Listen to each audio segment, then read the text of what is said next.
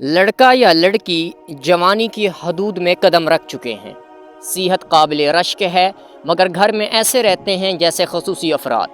صبح اٹھیں گے، بستر ویسے ہی بے ترتیب چھوڑ دیں گے کہ ماں آ کر یہ درست کر دے گی۔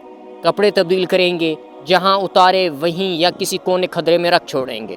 ماں آئے گی، اٹھائے گی، دھوئے گی، استری کرے گی اور واپس ترتیب کے ساتھ ان کی الماری میں رکھ دے گی۔ کھانا انہیں تیار ملنا چاہیے۔ کھانے سے پہلے یا کھانا کھا چکنے کے بعد ان کی کوئی ذمہ داری نہیں ہوتی۔ پلیٹیں اٹھانا یا گلاس واپس رکھ چھوڑنا بالکل بھی نہیں۔ ماں آئے گی اور وہی یہ سارے کام کرے گی۔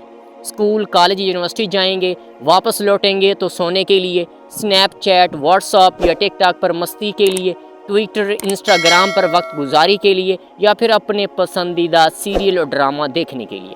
کھانا وہیں بیٹھے منگوائیں گے، فقط لقمے کے لیے ہاتھ بڑھانا یا اسے نگلنا ان کا کام ہوگا۔ اس کے لیے بھی ان کا شکریہ، کیونکہ اس کے بعد انہوں نے ٹی وی یا لیپ ٹاپ یا آئی پیڈ پر دوبارہ جہاد کے لیے واپس جانا ہوگا۔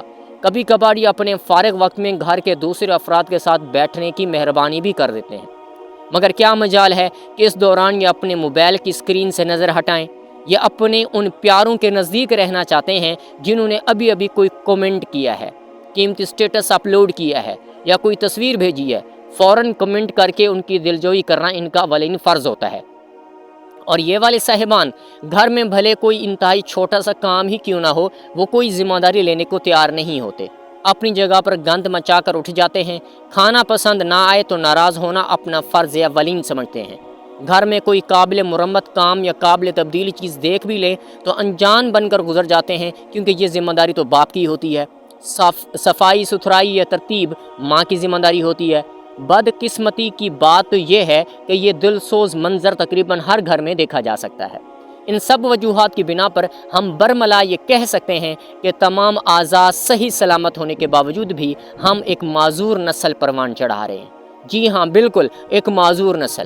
خیر سے ہماری تیار نسل کے تصرفات دیکھیے تو لگتا ہے یہ اس گھر میں مہمان ہیں۔ نہ کوئی تعاون کرنے والے، نہ ہی کسی کام میں مدد کرنے والے، نہ کوئی اپنے اطراف کی کوئی ذمہ داری اٹھانے والے۔ پرائمری اسکول سے لے کر کالج، یونیورسٹی تک بالکل نوکری لگ جانے کے بعد بھی وہ اپنے والدین کے گھر میں مہمان بن کر رہتے ہیں۔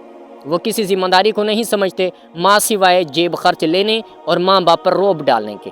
ماں باپ دونوں گھر کی ذمہ داریوں اور منہ زور اولاد کے رعب و دبدبے کے بوجھ تلے دبے رہتے ہیں، بھلے عمر جتنی ڈھلتی جائے اور قوہ کتنے ہی کمزور کیوں نہ پڑتے جائیں، کیونکہ وہ خود ہی تو نہیں چاہتے کہ اولاد کو ان کے ہوتے ہوئے کوئی تکلیف اٹھانا پڑے۔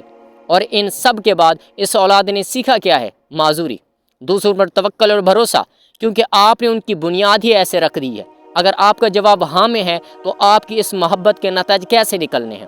پیارے والدین اور سرپرست صاحبان، اپنے بیٹے یا بیٹی کو گھر میں کچھ ذمہ داریاں اٹھانے کی عادت ڈالیے۔ ان کی شخصیت کی تعمیر اور سماجی طور پر ان کو سرگرم کیجیے۔ ذمہ داری لینا انہیں مضبوط بناتا ہے اور آنے والی چیزوں کا سامنا کرنے میں ان کی مدد کرتا ہے، جبکہ ان کا ہر پل، ہر گھڑی ماں باپ اور دوسروں پر انحصار انہیں سست، کمزور اور کمتر بناتا ہے۔ ماں اور باپ اگر اپنے بیٹے اور بیٹی کو اپنے گھر کی ذمہ داری اور حالات کا سامنا کرنا نہیں سکھائیں گے تو ان کی زندگی آنے والے دنوں میں بد سے بدتر ہوتی جائے گی، جس کے صرف اور صرف آپ ذمہ دار ہوں گے۔ یاد رکھیے، دنیا کے دیے ہوئے سبق آپ کی توقع سے زیادہ چونکا دینے والے، بے رحم اور زیادہ ظالم ہوں گے۔ اپنے بیٹے یا بیٹی کو اپنے گھر میں مہمان نہ بنائیں، بلکہ انہیں آہستہ آہستہ روزمرہ کے گھریلو معمولات کے ساتھ ساتھ معاشرتی سرگرمیوں میں بھی حصہ لینے کا پابند کیجیے۔ آئیے عہد کیجیے کہ ہم آج سے ہی اپنے اللہ تبارک و تعالیٰ سے مدد مانگتے ہوئے اپنی آل اولاد اور نسل کو ایک اچھا باعمل مسلمان بنانے کے ساتھ ساتھ اس معاشرے اور اس ملک کا مفید شہری بنانے میں اپنی بھرپور کوشش کریں گے۔ اللہ تبارک و تعالیٰ ہم سب کا حامی و ناصر ہو۔